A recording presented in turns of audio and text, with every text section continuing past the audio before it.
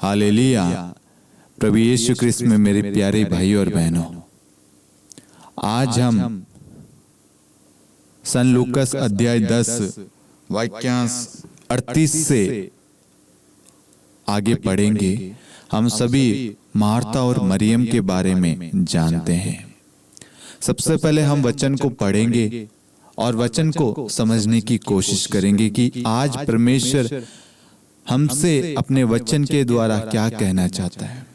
सबसे पहले हम वचन को पढ़ेंगे, सन लूकस अध्याय 10 वाक्यांश 38। ईसा यात्रा करते करते एक गांव आए और मार्था नामक महिला ने अपने यहाँ उनका स्वागत किया। उसके मरियम नामक एक बहन थी जो प्रभु के चरणों में बैठकर उनकी शिक्षा सुनती रही, परंतु मार्था सेवा सत्कार के अन्य कार्यों में व्यस्त थी। उसने पास आकर कहा, प्रभु, क्या आप ये ठीक समझते हैं कि मेरी बहन ने सेवा सत्कार का पूरा भार मुझ पर ही छोड़ दिया है? उससे कहिए कि वह मेरी सहायता करे। प्रभु ने उसे उत्तर दिया, मार्था मार्था, तुम बहुत सी बातों के विषय में चिंतित और व्यस्त हो, फिर भी एक ही बात आवश्यक है। मरियम ने सबसे उत्तम भाग चुन लिया है, वह उससे नहीं लिया जाएगा। Hallelujah, hallelujah. प्रभु यीशु क्रिस्त में मेरे प्यारे भाइयों और बहनों, हम वचन में देखते हैं कि प्रभु यात्रा करते करते एक गांव आते हैं और वह गांव मार्था और मरियम नामक स्त्री का गांव है।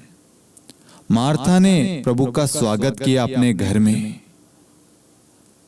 और हम आगे देखते हैं कि उसकी एक बहन है जिसका नाम है मरियम। वह क्या करती है? जो प्रभु के चरणों में बैठकर उनकी शिक्षा सुनती है। प्रभु एक घर में प्रवेश करते हैं और वहां पर जिसने स्वागत किया वह अन्य कार्यों में व्यस्त हो जाती है, और उस घर के एक सदस्य वह प्रभु के चरणों में बैठकर प्रभु के शब्दों को सुनती है, प्रभु के वचनों को सुनने लग जाती है। और जो मार्था है वह चिंताओं में, निराशा में इतनी व्यस्त हो जाती है, चिंता करने लग जाती है कि सारा काम मुझे ही करना पड़ रहा है। मेरी बहन देखो प्रभु के चरणों में बैठी है। आज ऐसे ही मेरे प्यारे भाइयों और बहनों, आप जब प्रार्थना करते हैं, प्रभु को समय देते हैं, तब लोग आपको यही कहते होंगे कि तू उस काम को छोड़कर मेरे कार्यों में सहायता दे, सहायता करे। आप जब प्रार्थना के लिए जाते हैं, प्रभु को समय देते हैं, प्रभु के साथ में आप रिश्ता जोड़ने की कोशिश करते हैं या प्रभु के साथ में समय व्यतीत करते हैं, तब लोग आएंगे और कहेंगे कि इस काम को छोड़ो और तुम मेरे कार्य को, मेरे काम में मुझे सहायता दो। आज हमने ये विषय क्यों लिया? आज हमने ये विषय इसलिए लिया मेरे प्यारे भाइयों और बहनों, लोग प्रभु के वचन को सुनना महत्वपूर्ण नहीं समझते। चर्च जाना, प्रार्थनाओं में भाग लेना, रिट्रीट्स में जाना, नाइट विजल, वनडे प्रेयर में जाना, प्रेयर मीटिंग में जाना, उनको फालतू या महत्व नहीं देते हैं। हम इस सारांश को इस एक कहानी से, जो सच्ची कहानी है, इस कहानी से आज ईश्वर हमें समझाना चाहता है, बताना चाहता है कि हम जो गलतियां कर रहे हैं, प्रभु को समय ना देकर या प्रभु की जगह अन्य कामों को महत्व देकर, हम ईश्वर की 10 आज्ञाओं में पहली आज्ञा है, मैं प्रभु तुम्हारा ईश्वर हूं। अपने प्रभु ईश्वर की आराधना करना उसको छोड़कर किसी की नहीं। मार्था अन्य कार्यों में व्यस्त हो जाती है, लेकिन मरियम ईश्वर की आराधना करने में, ईश्वर की स्तुति महिमा करने में, ईश्वर के वचन में खो जाती है, प्रभु में लीन हो जाती है। Hallelujah, hallelujah. मार्था ने क्या किया? मार्था ने अन्य कामों को प्राथमिकता दी, प्रथम स्थान दिया, और मरियम ने प्रथम स्थान ईश्वर को दिया। आज हमें भी ये चुनाव करना है कि हम अपने जीवन में प्रथम स्थान किसको देते हैं? अपने कामकाज को, अपने अन्य चीजों को, अपने गेम को, अपने नौकरी को, या अपने अन्य चीजों को? जब हम अपने बारे में मनन चिंतन करेंगे, अपने बारे में जानने की कोशिश करेंगे, तब हमें पता चलेगा कि हम मार्था की तरह हम भी कहीं ना कहीं व्यस्त हैं। हम भी कहीं ना कहीं प्रभु को कोस रहे हैं कि प्रभु मेरे जीवन में बदलाव क्यों नहीं हो रहा है? क्यों मेरे जीवन में बदलाव नहीं है? क्यों मेरे परिवार में शांति नहीं है? क्यों मेरे परिवार में आनंद नहीं है? क्यों मेरे परिवार में ये लड़ाई झगड़े होते हैं? क्यों होते हैं? क्यों मेरे बच्चे मेरा कहना नहीं मानते? क्यों बच्चों की शादी नहीं हो रही है? क्यों मैं कर्ज में पड़ा हूं या पड़ी हूं? क्यों मैं कर्ज से मुक्त नहीं हो पा रही हूं या हो पा रहा हूं? क्या कारण है? मैं आपको बताना चाहूंगा, उसका एक ही कारण है, कहीं ना कहीं आप कहीं ना कहीं व्यस्त है। कहीं ना कहीं आप ईश्वर को वह स्थान नहीं दे रहे हैं। आप कहीं ना कहीं प्रथम स्थान अन्य चीजों को दे रहे हैं। मैं आपको कुछ गवाहियां बताना चाहता हूं। एक भाई जो दिन रात काम में लगा रहता था, सुबह 6-7 बजे निकलना, रात को 9, 10, 11, कभी 2-2, 3-3 रात की बज जाती, कभी घर ही नहीं आ पाता, और सैलरी मिल पाती मात्र 8 से 10 हजार रुपए। इतनी मेहनत करने के बावजूद उसके जीवन में कोई शांति नहीं, कोई आनंद नहीं, कोई बदलाव नहीं, व्यस्त ही व्यस्त। कहीं ना कहीं वह भी मार्था की तरह व्यस्त ही व्यस्त है। उस भाई ने कभी नहीं सोचा कि मैं अपने ईश्वर को समय दे पा रहा हूं या नहीं। वह संडे को चर्च भी कभी कभी आ पाता है।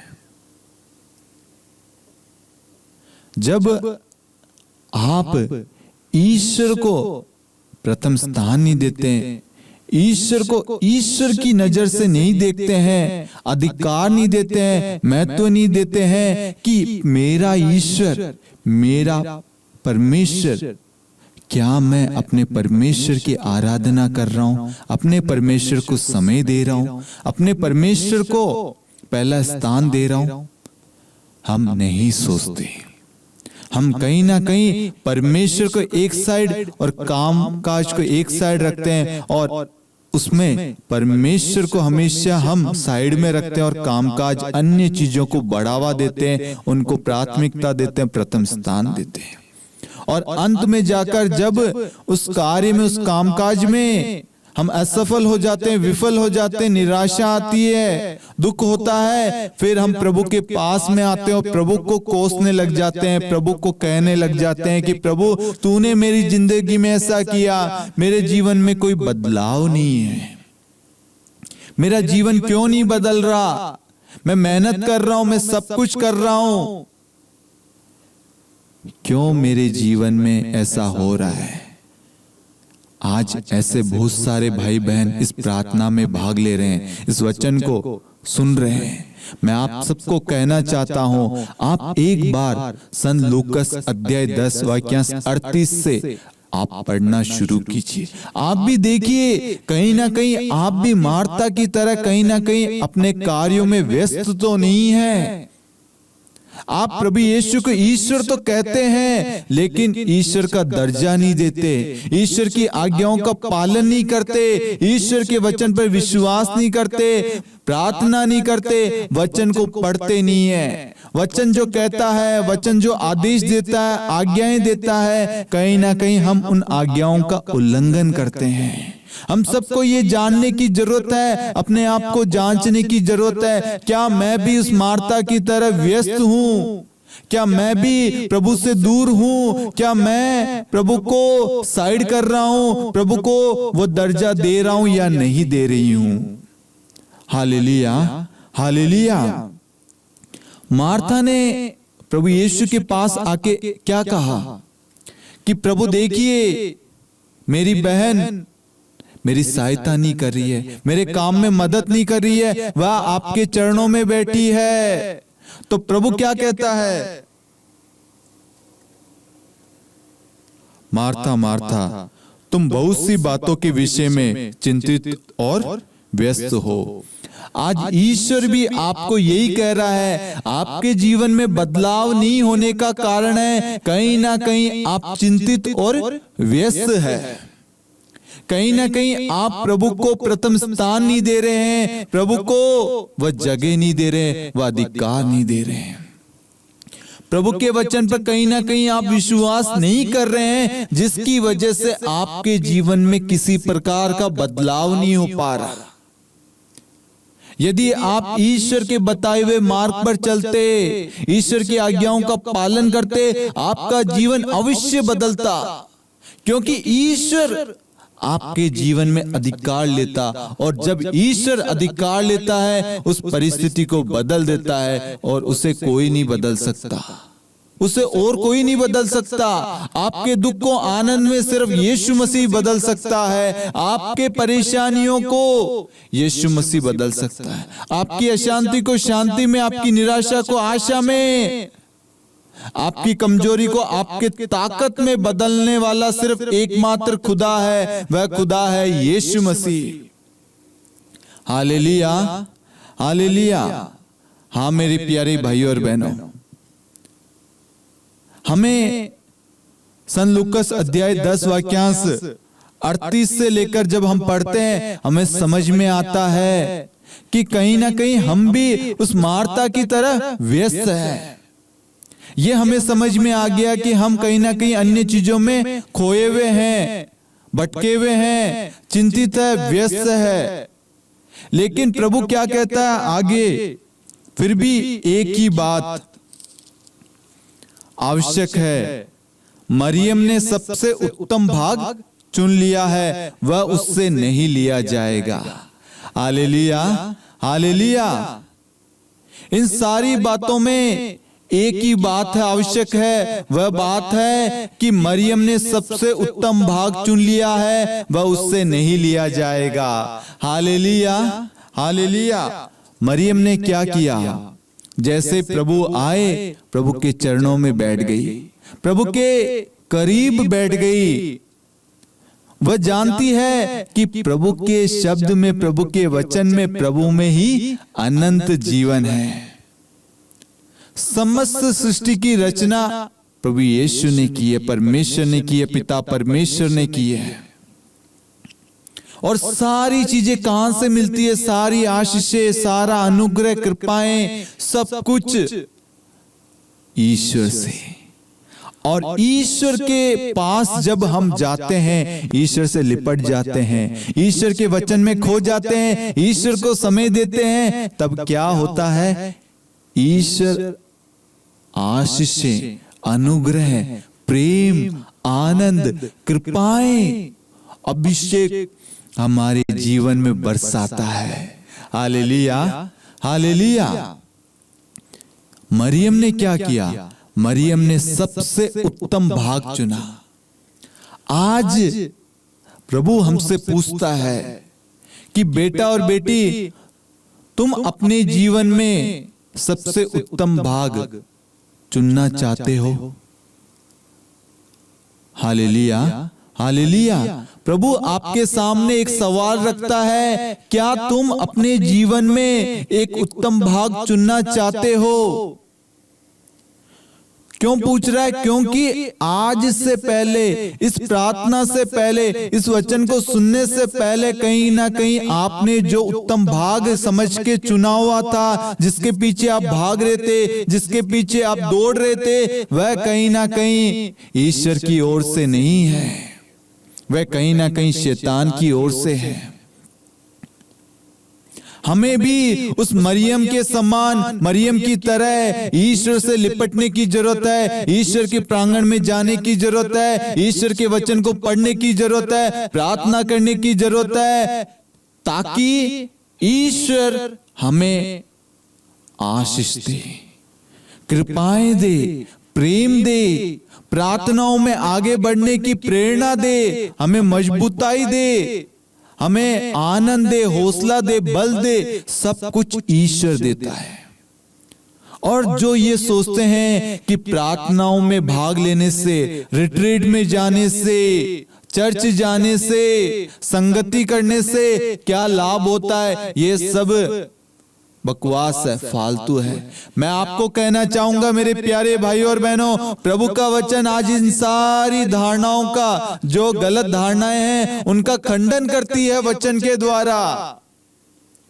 जो लोग ये सोचते हैं चर्च जाना, प्रार्थना करना, संगति करना, रिट्रीट्स में जाना, आश्रमों में जाना या अन्य जगह जाकर वचन सुनने के लिए हम जाते हैं, वचन सुनने के लिए समय निकालते हैं, प्रभु के साथ में संबंध जोड़ने के लिए समय निकालते हैं, ये फालतू है। ऐसा नहीं है मेरे प्यारे भाइयों और बहनों, ये आपने सबसे उत्तम भाग चुन लिया है और आपसे वह भाग कोई भी नहीं छीन सकता। भाग का मतलब ये हुआ, आपने अपने जीवन में प्रभु को प्राथमिकता दी है, प्रथम स्थान दिया है, अपने प्रभु ईश्वर के रूप में स्वीकार किया है। आपने ये सत्य जान लिया है कि यीशु मसीह हमारा ईश्वर है, हमारा सिर्फ एकमात्र ही परमेश्वर है, उससे छोड़कर कोई परमेश्वर नहीं है। आप अन्य किसी की आराधना नहीं करते, आप अन्य के पास में नहीं जाते, आप सिर्फ यीशु मसीह के वचन पर विश्वास करते हैं और ईश्वर के बताए हुए मार्ग पर चलते हैं, चिंता नहीं करते, ईश्वर के वचन पर विश्वास करते हैं। तब ईश्वर आपको अनुग्रह, कृपाएं, आशीषें, अभिषेक आपके जीवन में बरसाता रहेगा। आपके जीवन में दुख आएगा, तकलीफ आएगी, पीड़ाएं आएगी, कष्ट आएंगे, लेकिन आपको वह तोड़ नहीं पाएंगे। क्यों? क्योंकि ईश्वर आपके जीवन में है, आपके बीच में है, आपके हर एक जगह ईश्वर है। क्यों? क्योंकि आपने अपने जीवन में प्रथम स्थान, अधिकार किसको दिया? ईश्वर को। जब आप ईश्वर को अधिकार देंगे ना, तो कोई भी शैतानी शक्तियां, शैतानी ताकत आपको तोड़ नहीं पाएगी, आपको कमजोर नहीं कर पाएगी, आपको परेशान नहीं कर पाएगी, आपको गिरा नहीं पाएगी। क्यों? क्योंकि यीशु मसीह ने आपके जीवन में अधिकार ले लिया है। Hallelujah, hallelujah. और मेरे प्यारे भाइयों और बहनों, जब हम वचन को सुनते हैं, हमारे अंदर विश्वास उत्पन्न होता है। हम चाहे कितने भी परेशान हो, दुखी हो, तकलीफ में हो, पीड़ा में हो, लेकिन परमेश्वर का वचन हमें शांति प्रदान करता है। जब हम टूट जाते हैं, कष्ट में होते हैं, कोई हमारे अपने हमें कुछ ऐसे शब्द बोल देते हैं जिनकी हमने कभी सोची नहीं हो, आशा नहीं करी कि ये हमें ऐसा बोल सकते हैं। किस कोई व्यक्ति आपको धोखा दे रहा है या धोखा दे दिया हो, आपको मालूम चलता है, कोई आपको धोखा दे रहा है, आपको मालूम चलता है, तो आप टूट जाते हैं। उस वक्त आपको कुछ भी समझ में नहीं आता, लेकिन मैं आपको कहना चाहूंगा, उस वक्त भी परमेश्वर आपके साथ में है, आपके जीवन को बदलने में वह सक्षम है। जिन लोगों ने आपको अभद्र शब्द, बुरे शब्द, कठोर शब्द कहे होंगे, लेकिन मैं आपको कहूंगा, परमेश्वर का वचन आपके उस दर्द वाली जगह जाएगा और उससे आनंद में बदल देगा। हालेलुया। क्योंकि वचन कहता है सुनने से विश्वास उत्पन्न होता है और जो सुनाया जाता है वह ईश्वर का पवित्र वचन है। जब हम ईश्वर के पवित्र वचन को सुनते हैं तो हमारे पुराने से पुराने घाव का मतलब जो चोटें हमने खाई है, जो बातें, जो पीड़ा हमारे अंदर है, किसी ने आपका दिल तोड़ा, किसी ने आपके साथ में गलत किया, वो बातें आज भी आपके अंदर है। इसे कोई मनुष्य दूर नहीं कर सकता, कोई भी दूर नहीं कर सकता। लेकिन मैं आपको कहूंगा इसे यीशु मसीह का वचन चंद सेकंडों में, इसी क्षण दूर कर सकता है। आपको विश्वास करना है। आज आप परमेश्वर के वचन को सुनने के लिए आए हैं। इसके पीछे ईश्वर की एक बड़ी योजना है ताकि आप अपने जीवन में अधिक से अधिक ईश्वर के वचन को सुन सके। वचन को जब आप सुनेंगे आपके अंदर विश्वास बढ़ता रहेगा। विश्वास बढ़ेगा तो क्या होगा? जब कोई व्यक्ति हमें कठोर भरे शब्द कहेगा, हमें गिराने के लिए कुछ कहेंगे या करेंगे, हम गिरेंगे नहीं, टूटेंगे नहीं, हम रोएंगे नहीं, हम परेशान नहीं होंगे, हम चिंतित नहीं होंगे। क्यों? क्योंकि हमने उनके शब्दों को वो जगह नहीं दी, हमारे कानों तक पहुंचने नहीं दिया। क्यों? क्योंकि हमने प्रभु यीशु के वचन को अपना कवच बना दिया है और प्रभु यीशु का वचन हमारी रक्षा करता है। Hallelujah, hallelujah. आज के इस वचन में परमेश्वर हमसे बात करता है कि अधिक से अधिक हमें ईश्वर के वचन पर मनन चिंतन करना है, परमेश्वर के साथ में समय व्यतीत करना है, चर्च जाना है, प्रार्थनाओं में भाग लेना है। बाकी सारी चीजों को आप साइड में कीजिए, परमेश्वर को प्राथमिकता दीजिए, परमेश्वर को अधिकार दीजिए। आपका जीवन, आपका परिवार, सब कुछ बदल जाएगा। आपकी हर एक बिगड़ी हुई परिस्थिति यीशु मसीह इसी वक्त ठीक कर देगा। आपको विश्वास करना है। Hallelujah, hallelujah. मैं आपको कहना चाहूंगा, सच में दिल से कहना चाहता हूं, परमेश्वर के वचन को अधिक से अधिक पढ़ना शुरू कीजिए। दूसरों के शब्द हमें हमारे अंतरतम तक जाकर तोड़ते हैं, दुख देते हैं, गिराते हैं, कमजोर बनाते हैं। लेकिन परमेश्वर का वचन जाकर हमें हमारे विश्वास को बढ़ाता है, हमें आनंद देता है, हमें ताकत देता है, हमें शांति देता है, हमें मजबूत करता है, हमें दूसरों की मदद करने के लिए प्रेरणा देता है। Hallelujah, hallelujah.